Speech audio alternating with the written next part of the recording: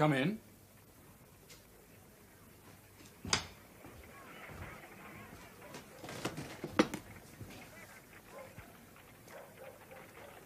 Eleanor. You will think it most extraordinary conduct on my part to visit you like this unaccompanied. But I have a piece of news of such particular importance to yourself that I hope you will forgive me. Of course. Anything that brings you... Please, I will keep my visit as brief as possible.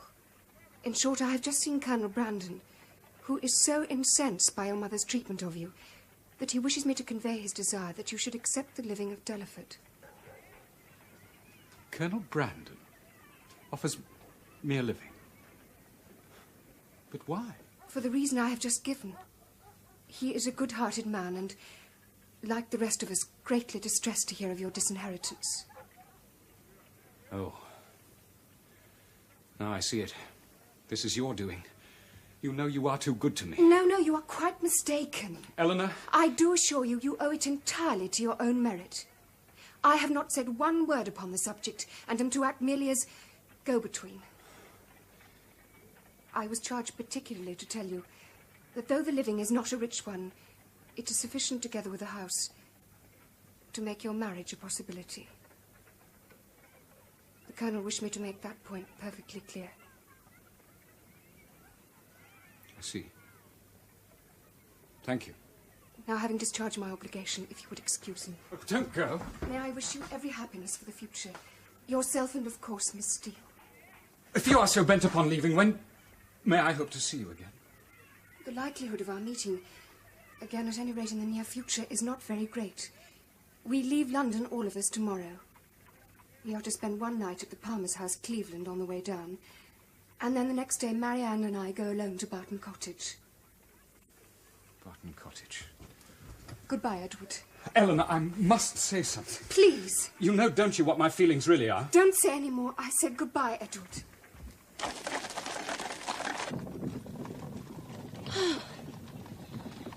Oh, what a journey. Oh, well. Only 10 more miles. I warrant you gals will be as glad to get out and stretch your legs as I shall. Oh, bless you. I have no doubt Charlotte is this moment running back and forth, ordering this and that for our arrival. I only hope her excitement will not interfere with the supply of nourishment for the babe. Oh!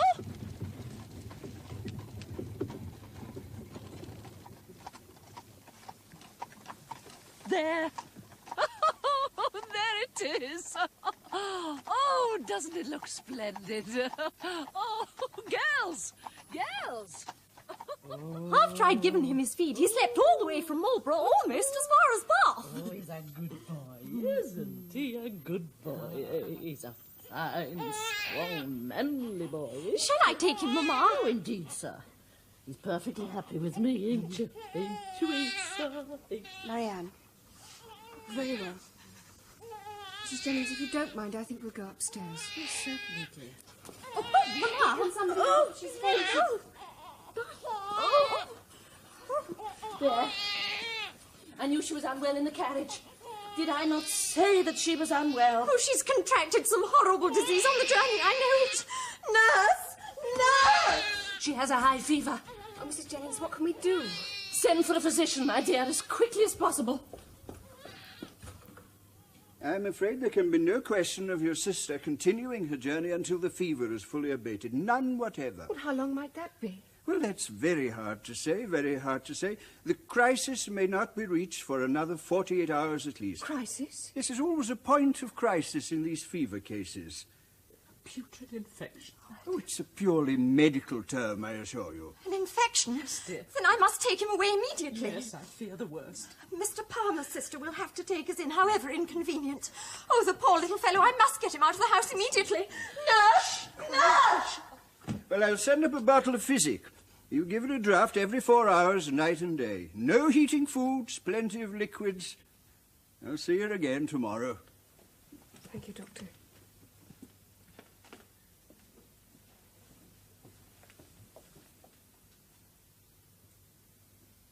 A thank you. That one only need go upstairs. Oh, Colonel. Thank goodness you've come.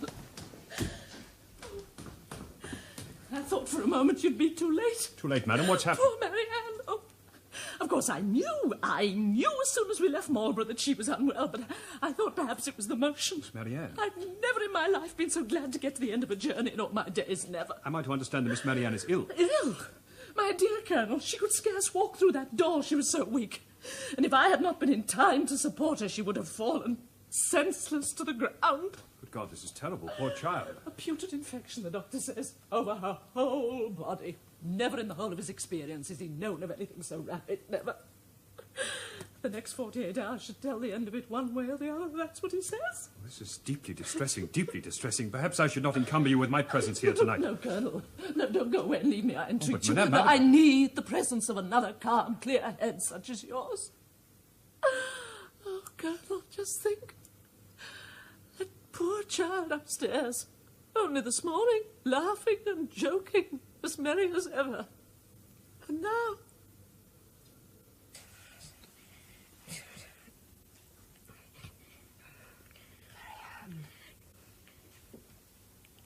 You should read Cooper.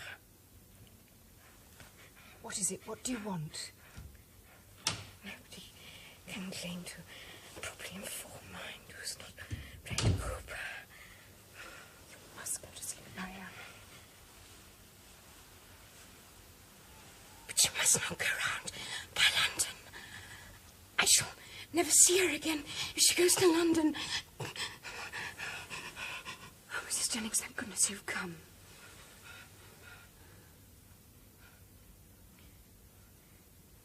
Was there no letter, Mamma? I think she's wandering. She's dreadfully flushed. Is there no letter? There. He promised He would write. He promised. He will, Marianne. Now go to sleep. No, he will not. He will not. He will not. I think we'd better send for your mother. The Colonel will go. I'm sure of it. If he were to leave now, tonight, she could be with us by this time tomorrow. I'm sure of it. I'll go and find him at once. Thank you, Mrs. Jennings. My coat, ma'am, my travelling coat. Now, there's no time for that. Give it to me.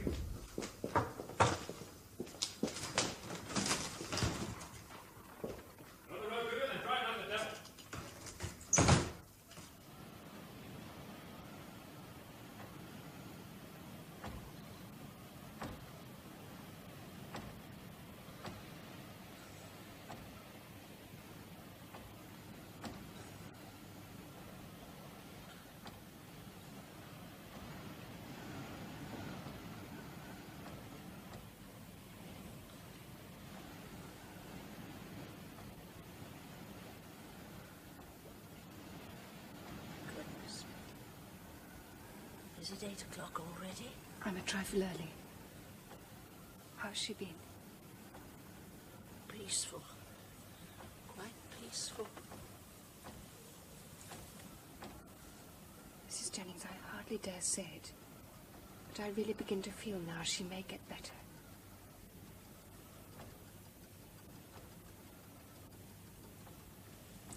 Eleanor, my child, did you manage to get any sleep? Yes. Don't worry about me.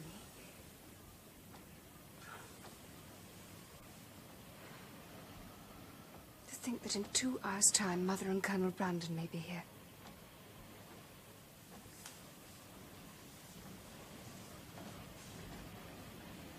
If only this dreadful weather doesn't delay them.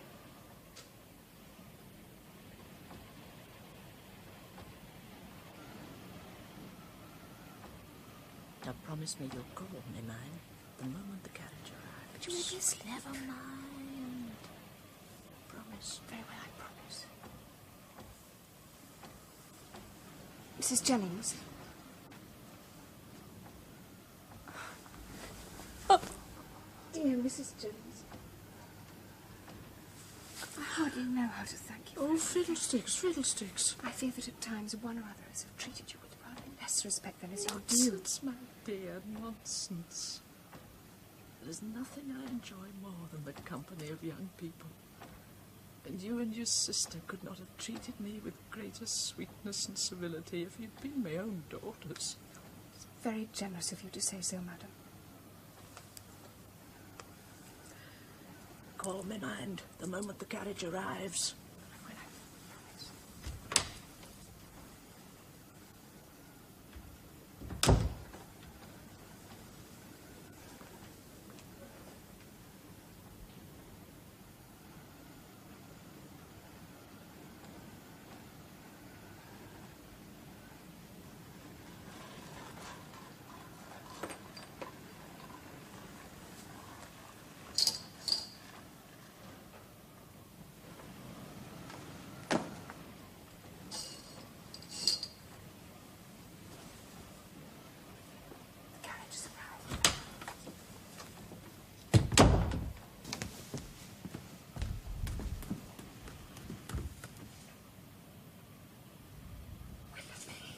Bear with me for 5 minutes. No, sir. But I've driven all the way from London. Mary Ann. I learned just now from the servant who let me in that she is a little better. But is it true? Was it really true?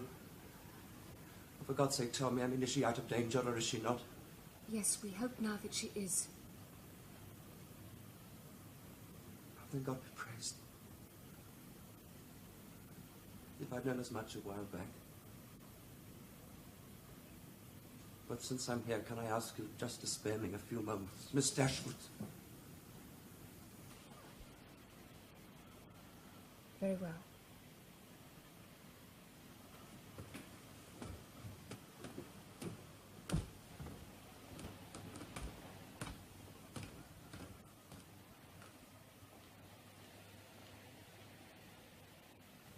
You had better sit, had you not? No, thank you. Then I will.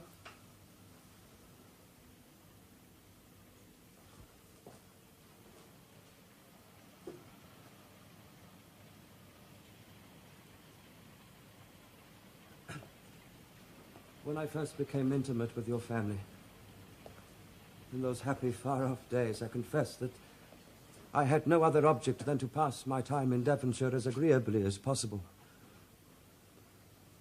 Your sister's lovely person and interesting manners could not but please me, though, to be honest, I had at first no serious design in returning her evident affection. Mr. Willoughby, it is hardly worthwhile your telling me all this. Please do not pain me further in this manner. No, please, I insist on you hearing the whole of it. Please.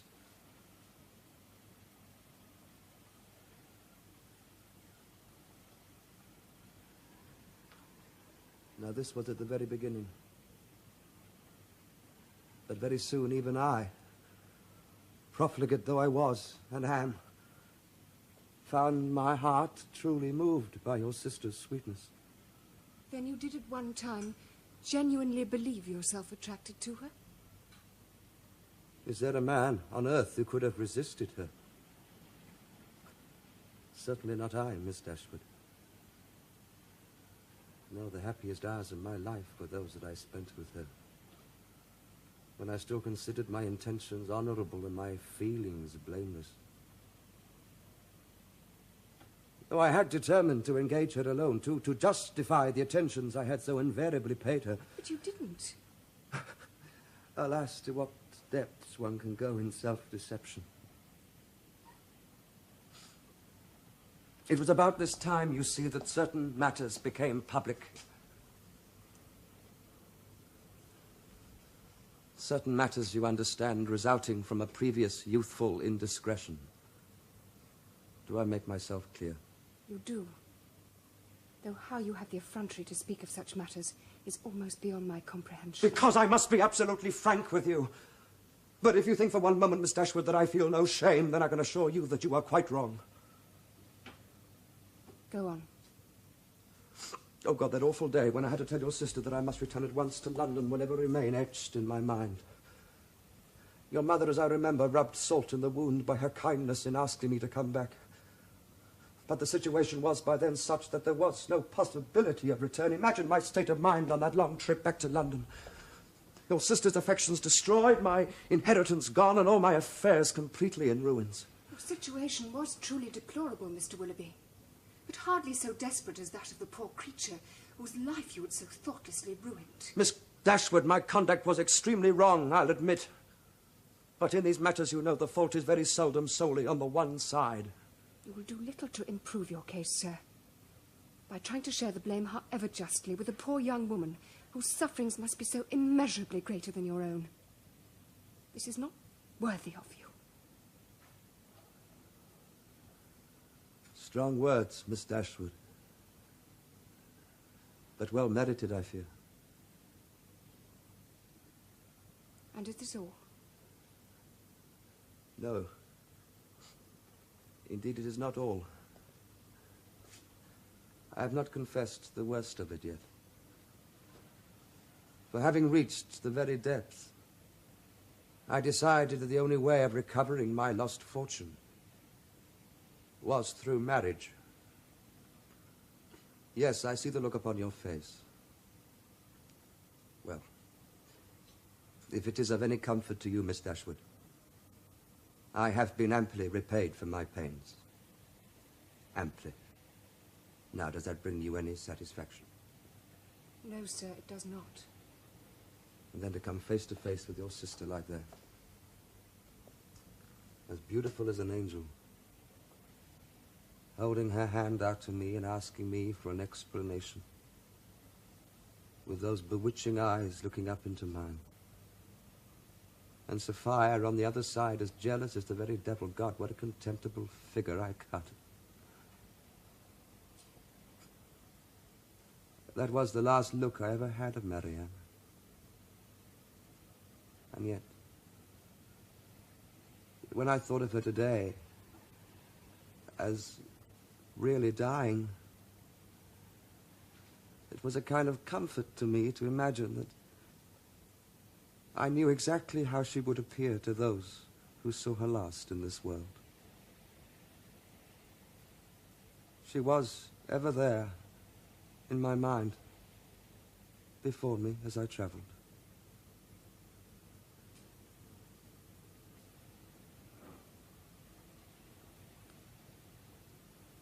And the letter, sir. How, pray, do you explain that? The letter? Oh, yes, the letter.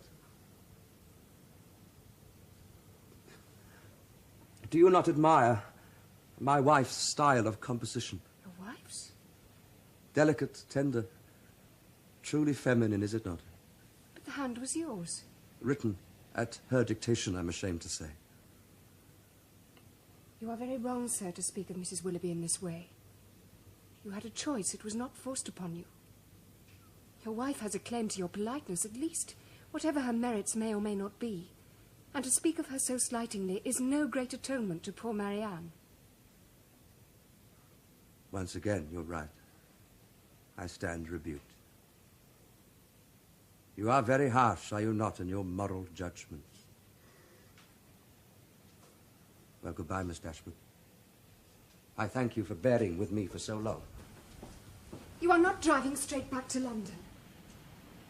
Oh, yes, tell Mary. Tell your sister from me that she has never been dearer or more precious to me than she is at this very moment. I will. Thank you. Goodbye, Miss Dashwood. God bless you. Goodbye.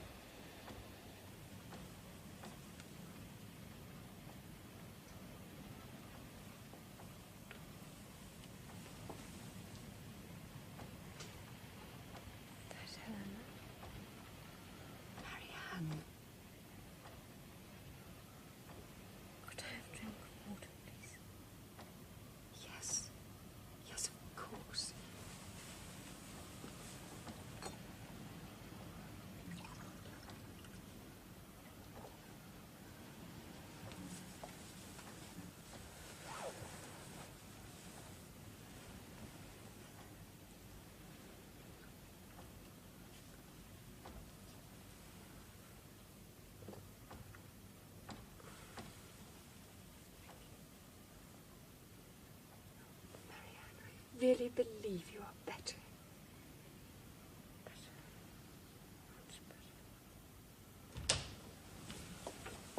Oh, Mama. Is she? Yes. Oh, yes, she's much improved. Thank God.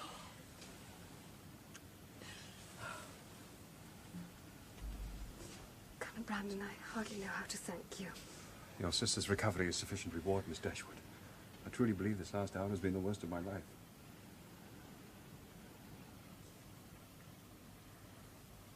Come, we must leave them.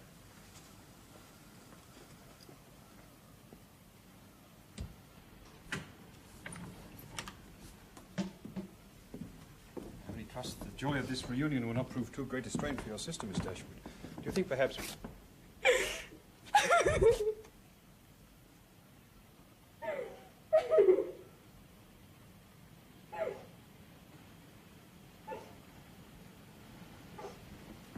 I'm sorry, how foolish. It's the relief all these dreadful days I've remained dry-eyed, and now... She's so dear, so very, very dear to me. I can well believe.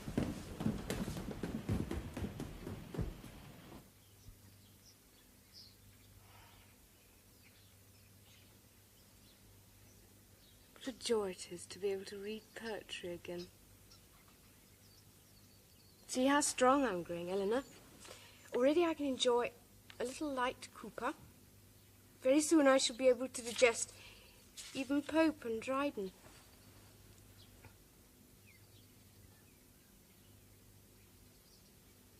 Marianne, now that you are so much stronger, I feel I should tell you something. Whilst you were at the height of your fever, I received a visit from him. Yes. Eleanor, I hope you didn't speak to him. I hope you turned him from the door. I had a mind to, but Marianne, his distress was so genuine and his concern for you so deep that I could not. So? He did love you, Marianne, and indeed still does. But his dread of poverty was such that he married a rich wife, and now he is suffering for it. Suffering? Oh, he has acted abominably, I know. He knows it himself and freely admits as much. But, Marianne, there is something good in him. Must be that he should feel and speak the way he did.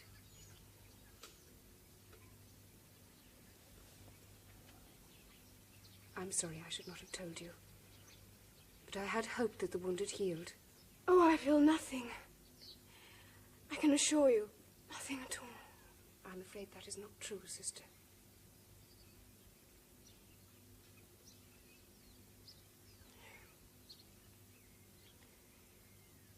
But I intend to put behind me all the foolish affections of the heart.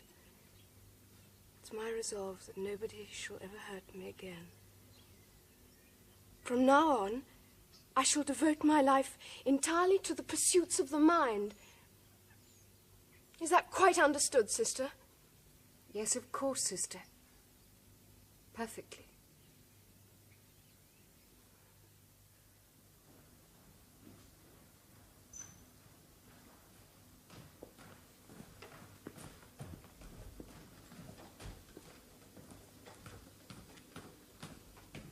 May I be permitted to ask after the invalid this morning, madam? I trust you passed a good night. Oh, yes, she's gaining strength daily, Colonel.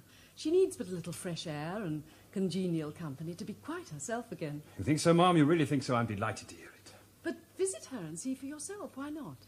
Me, ma'am? Yes, why not? But I hardly feel she'd be likely to welcome a visit from someone of my age. Of course she would. You're too modest. She's just pining for a little intelligent conversation. Oh, but madam, I feel... Give her just a few moments. Oh, she'll be so pleased. Very well, ma'am. He's a thoroughly estimable man, I grant you. But, Mamma, what can we possibly talk about? Apart from thanking him for bringing you here. His interests and mine are totally unalike in every particular. Nonsense, my love. The Colonel is much better informed than you think. He's just shy, that's all. I know just what'll happen. He'll sit there, looking so wretched that I shall have to exhaust myself in my efforts to keep the conversation going, simply out of pity for him. There. Are you quite comfortable? Oh, very well, Mamma. If you insist. May I have my mirror, please? A mirror, my love? Of course. Oh, gracious heavens, what a sight. You look very well, my dear. A little pale, that's all. That colour suits you. Please don't leave us together too long, Mamma. That's all I beg. Very well, if you don't wish it. Ah. Promise. Ah, Colonel, come in, come in. You're her first visitor. I feel myself greatly honoured, Mum. You don't think it'll be too much? No, assuredly not. It'll do her good. I promise I'll not stay long enough to fatigue her. Marianne? Colonel Brandon. Colonel Brandon, I must thank you for your great kindness in going to fetch my mother when you did. I'm sure we all feel greatly indebted to you, don't we, Mamma? Please, Miss Marianne. Yes, of course, we do indeed. Well, now, I have some sewing to do downstairs. So I'll leave you two to have your little talk together, shall I? Oh, please, Mum, don't let me drive you away. Oh, no, please, Mamma. I'm sure poor Colonel Brandon cannot possibly wish to remain indoors on such a fine day. Oh, indeed, it'll be no great hardship, I can assure you. Goodbye, then. Goodbye, Mum. Bye, Mamma.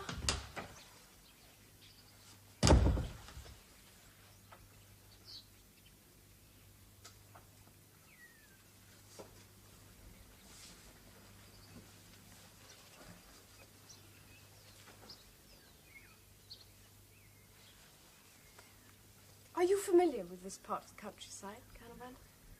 Oh, yes. Tolerably.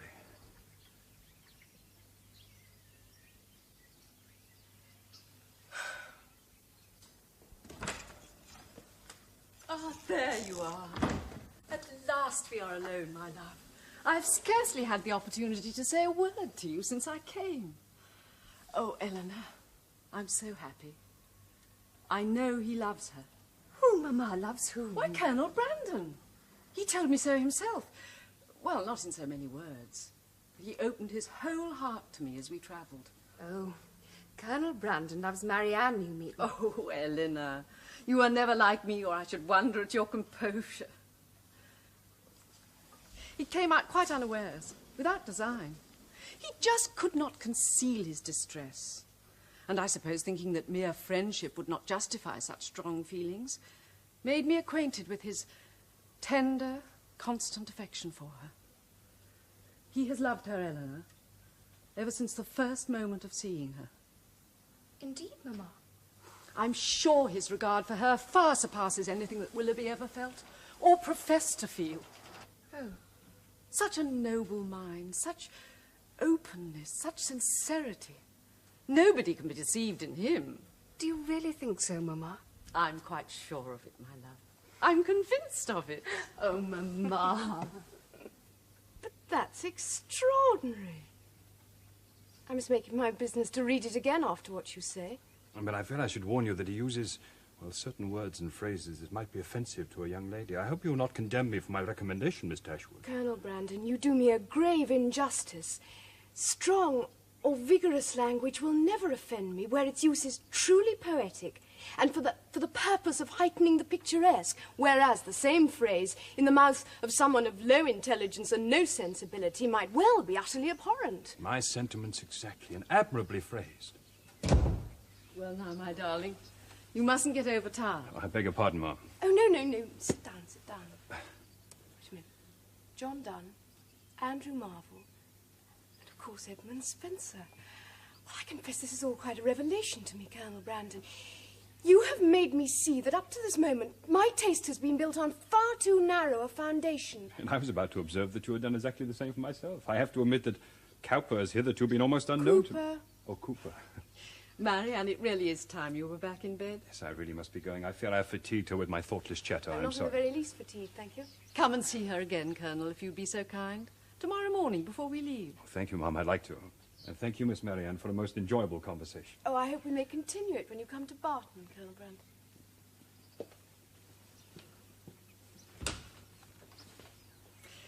Come along now. Back to bed.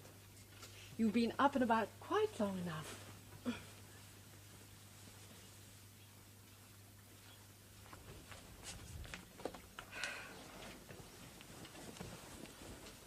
The There's a well-stocked library in Barton Park, but nobody ever uses, is there not, Mamma? Yes, I believe so. Now wrap yourself up warmly, my darling. We don't want you catching cold again. If Sir John will give me permission, I intend to use the period of my convalescence for the furtherance of my knowledge and understanding. But why do you look at me like that, Mamma? Is that so strange? No more now. Don't forget we have a long journey ahead of us tomorrow. Oh, Mrs. Jennings, you've been so good and so kind to me. Take great care of yourself. Yes. Oh, I shall miss you. Oh, Mrs. Jennings, I can never thank you enough for all that you've done ever. Nonsense. We have had some jolly times together, have we not? Don't fuss, Mamma. Goodbye, Colonel Brandon. We'll be seeing you very soon, I'm sure. Yes, goodbye, Miss Dashwood. Goodbye. Goodbye. Goodbye. Goodbye. Happy journey. Oh, such dear, sweet girls, eh, Colonel? I scarce know how I shall endure without them. And with you gone, too, I shall be hard put to it for lively conversation.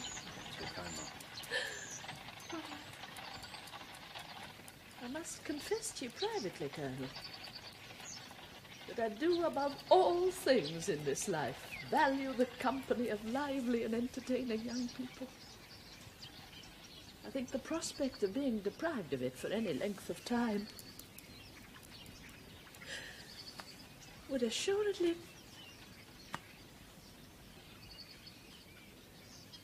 strange fellow.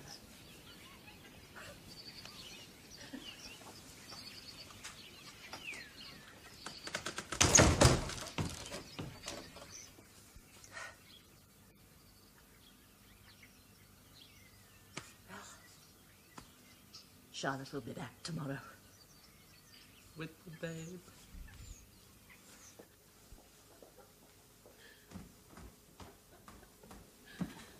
The house will soon be full again.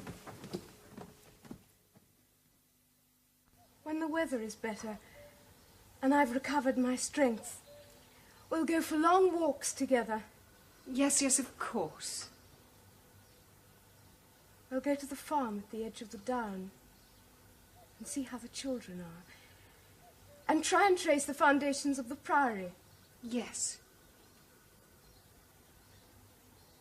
I know the summer will pass happily away. I mean never to be later in rising than 6, and from that time until dinner I shall divide every moment between music and reading.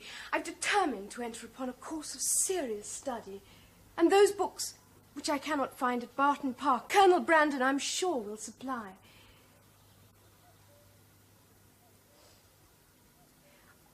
Are you familiar with the works of Spenser, sister? Spencer? I thought you found him too coarse. Oh, no, no, no, no. You misunderstand me. Spenser, Donne, Marvell. I mean to make myself thoroughly conversant with all their works. And as for music,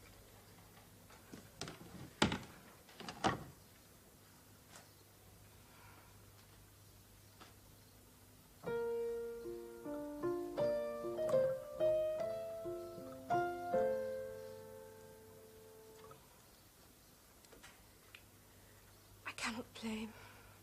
My fingers are too stiff. Marianne, the hurt is still there a little, is it not? Everything in this room reminds me so acutely of him. I feared that this homecoming would be painful to you. No, Eleanor, you are wrong. I do not intend to speak of what my feelings once were, but of what they are now. I've truly done with regret. That's all over. Oh, it would be if I could feel he was not always acting a part when he spoke to me as he did, not always deceiving me. I am convinced that he was not, sister. And had you seen him as I did, you would no longer doubt it.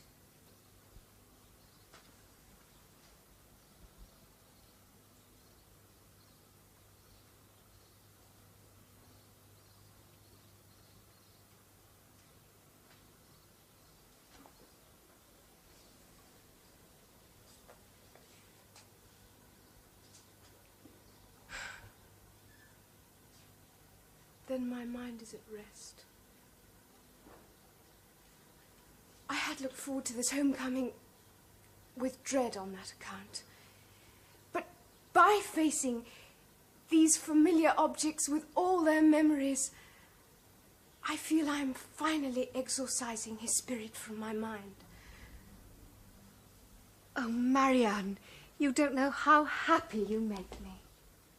Now, young ladies, I expect that's what you're wanting. Oh, yes, Mary, thank you. Now, let me see. What's news since you went away? Oh, you've heard about poor Mr. Petty. No. Oh, dear, he's gone. Oh. Still, that was only to be expected, poor soul, wasn't it? But who'd have thought that Betty Weaver's Margaret would have gone off with that young Will... What's his name? Still, that was some time ago, wasn't it? Oh, I knew there was something. You've heard that Mr. Ferrers is married? What? Oh, yes. 'Twas Thomas brought the news. Look, from Exeter this morning. How did he discover this, Mary? Oh, I came face to face with her, Miss Lucy that was, and she told him how she and Mr. Ferrers was married not a week since. But there, I made sure you'd have known. If you would excuse me. Thank you, Mary, that'll do. Thomas was most particular that Miss Lucy said she was anxious that Miss Eleanor should be told, most particular. I said thank you, Mary. Oh, very well, ma'am. Just as you wish.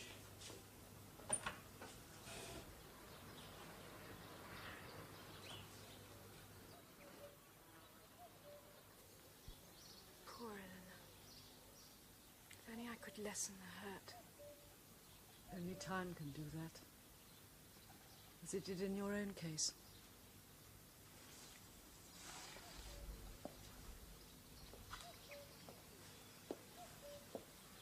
When do you expect the Colonel this morning? Should be here at any moment now.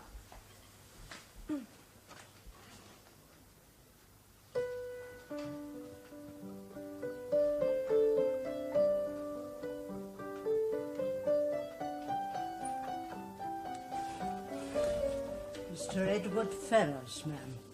Edward! I had no notion you... I was in Devonshire, ma'am, on a family matter, and I could not pass so close to Barton without... The sun is so bright this morning, I thought that you and the Colonel should go into the garden. Eleanor. Edward was passing through the neighbourhood, my love, and he was kind enough to make it his business to call. I'm very glad indeed that you did. And is Mrs. Ferrers with you? No. No, my mother is still in London. I did not mean your mother, sir. I meant Mrs. Edward Ferrers. Well, I presume you mean Mrs. Robert. Lucy. Mrs. Robert? You mean... Lucy and my brother Robert were married last week in Exeter. Lucy and Robert? Did you not know? Well, that is the reason for my being in the neighbourhood. That and the hope that afterwards I might have the pleasure of seeing Barton once again. Lucy and Robert? I can still scarcely believe it. I did not realise that you were unaware of the changes that have recently taken place in our family. Well, whatever your news is, Edward, you are always welcome here. I'm sure that you and Edward would be happier in the garden. Oh, yes, Mamma. Edward, would you care to come out into the sunshine? I should like nothing in the world better.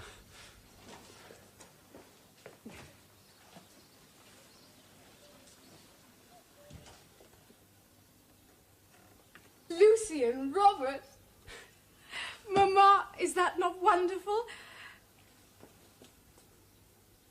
How richly each deserves the other. Who says now there's no such thing as poetic justice, eh? Marianne, that is the first unkind thing I've heard you say for weeks. I'm sure, my love, you are fully recovered. I am, Mama. Thank you, Mary. I'll show myself in it. That's right in there, sir. I shall have to occupy myself upstairs for the remainder of the morning. Why? Good morning, Colonel. Good morning, Mom. I think I managed to execute all your commissions, Miss Marianne. Raslas, Prince of Abyssinia, The Mysteries of Udolpho, Decline and Fall of the Roman Empire, Volumes 2 and 3.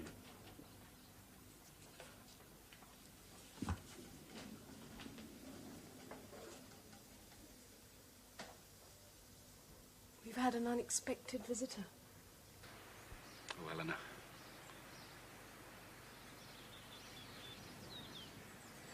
I have longed for this moment from the instant of our first meeting. Dear, dear Eleanor. Would you... Could you possibly... No, Edward, no. But why? Well, the gravel is much too damp. We had a shower early this morning. There, if you must be so foolish, take that. Oh, prudent, practical Eleanor. How could anyone fail to love you? Miss Marianne. Dear Miss Marianne.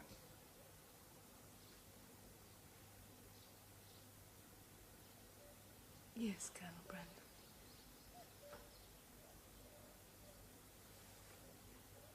Marianne, Mama.